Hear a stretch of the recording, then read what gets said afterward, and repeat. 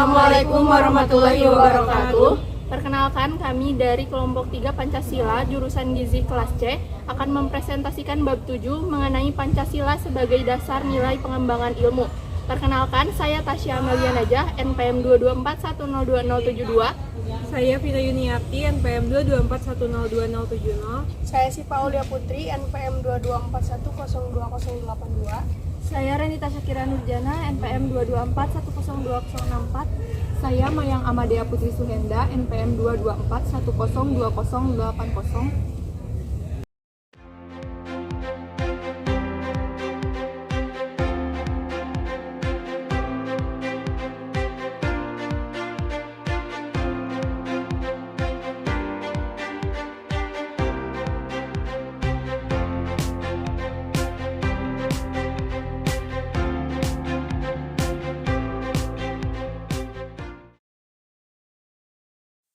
Pada bab ini, kami akan membahas mengenai yang pertama, hakikat ilmu pengetahuan, yang kedua, perkembangan iptek, yang ketiga, Pancasila sebagai dasar pengembangan ilmu pengetahuan dan teknologi, yang keempat, argensi kedudukan Pancasila sebagai dasar pengembangan iptek. Lalu yang kelima, masalah kesehatan mengenai COVID-19, dan yang keenam, keterkaitan antara masalah kesehatan dengan nilai Pancasila. Baik, masuk pada bagian yang pertama, yakni hakikat ilmu pengetahuan. Apa itu ilmu? Kata ilmu berasal dari bahasa Arab, yaitu alimah, dan berarti pengetahuan. Pemakaian kata ini dalam bahasa Indonesia biasanya dikenal dengan istilah sains. Sains berasal dari bahasa Latin yang juga berarti pengetahuan. Ilmu adalah pengetahuan, namun ada berbagai macam pengetahuan. Apa isi pengetahuan ilmu itu? Menurut Swedi, ilmu mengandung 3 kategori, yaitu hipotesis, teori, dan dalil hukum. Apa itu pengetahuan? Secara etimologis, pengetahuan berasal dari kata bahasa Inggris, yaitu knowledge. Dalam Encyclopedia of Philosophy dijelaskan bahwa definisi pengetahuan adalah kepercayaan yang benar.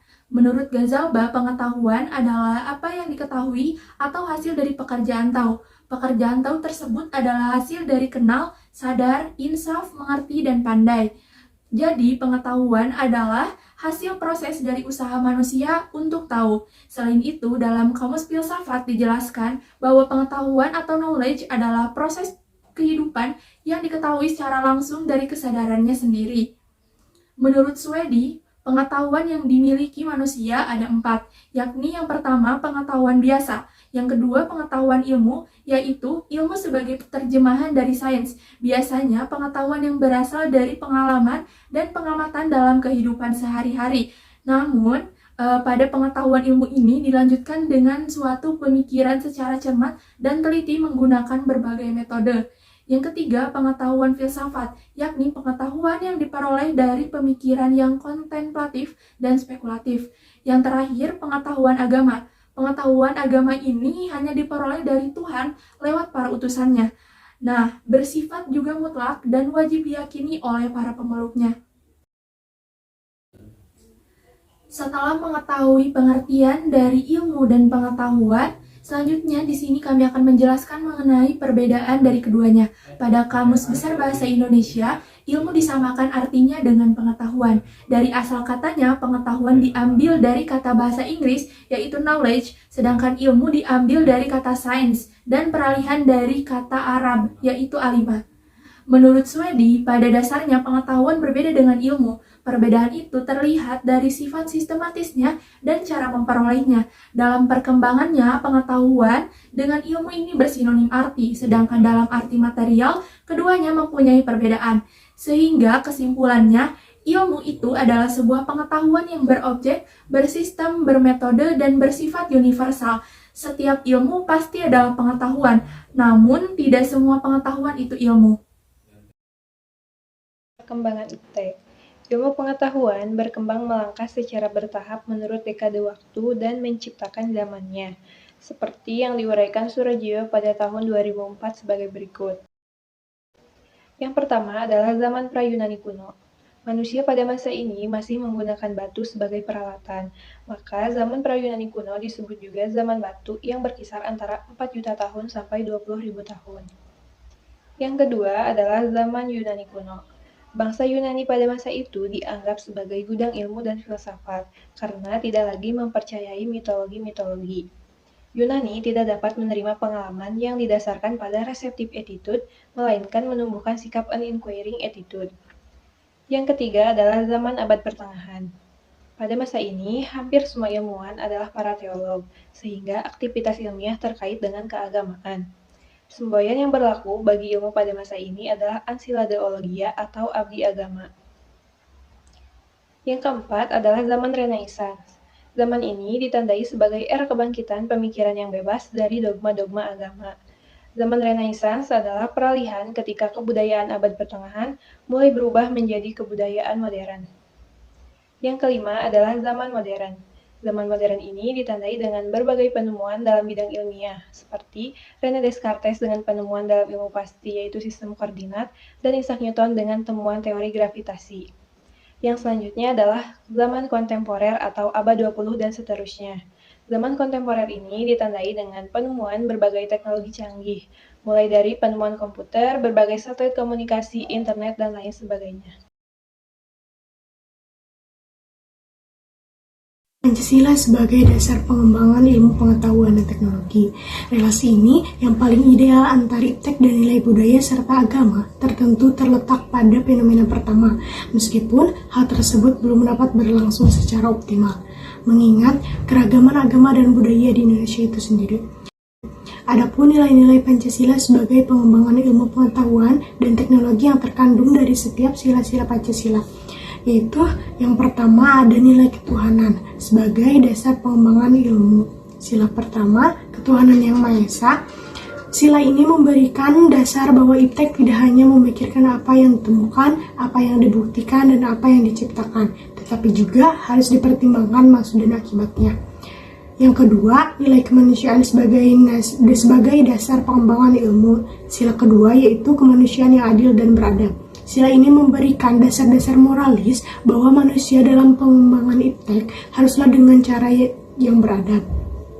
Yang ketiga, nilai persatuan sebagai dasar pengembangan ilmu. Sila ketiga, persatuan Indonesia. Sila ini mendasari bahwa iptek hendaknya dapat menumbuhkan rasa nasionalisme, rasa kebesaran bangsa, serta rasa keluhuran bangsa sebagai bagian dari umat manusia di dunia.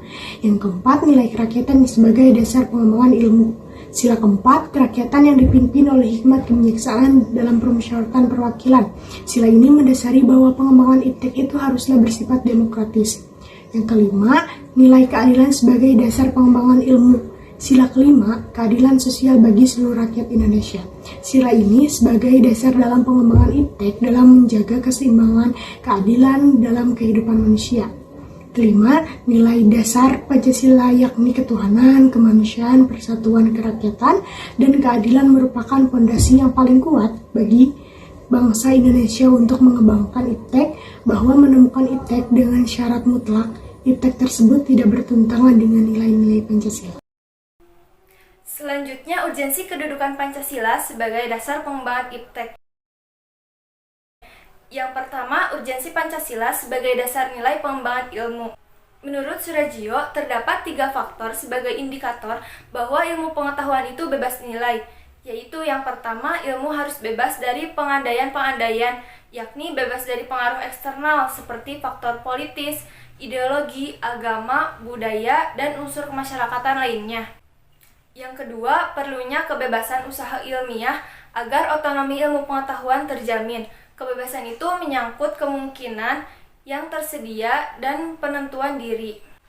Yang kedua, perlunya kebebasan usaha ilmiah agar otonomi ilmu pengetahuan terjamin. Kebebasan itu menyangkut kemungkinan yang tersedia dan penentuan diri.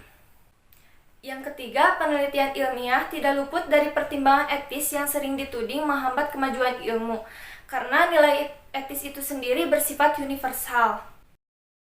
Dari uraian pandangan mengenai Pancasila sebagai dasar pengembangan ilmu, sebagaimana dikemukakan mengandung makna berbeda.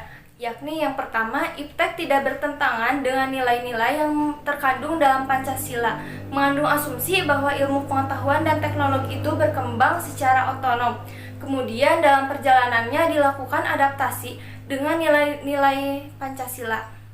Yang kedua, setiap ilmu pengetahuan dan teknologi yang dikembangkan di Indonesia harus menyertakan nilai-nilai Pancasila sebagai faktor internal. Namun, keterlibatan nilai-nilai Pancasila ada dalam posisi tarik ulur. Artinya, ilmuwan dapat mempertimbangkan sebatas yang mereka anggap layak untuk dilibatkan. Yang ketiga, nilai-nilai Pancasila berperan sebagai rambu normatif bagi pengembangan iptek, mengasumsikan bahwa ada rule of the game yang harus disepakati oleh para ilmuwan sebelum ilmu itu dikembangkan.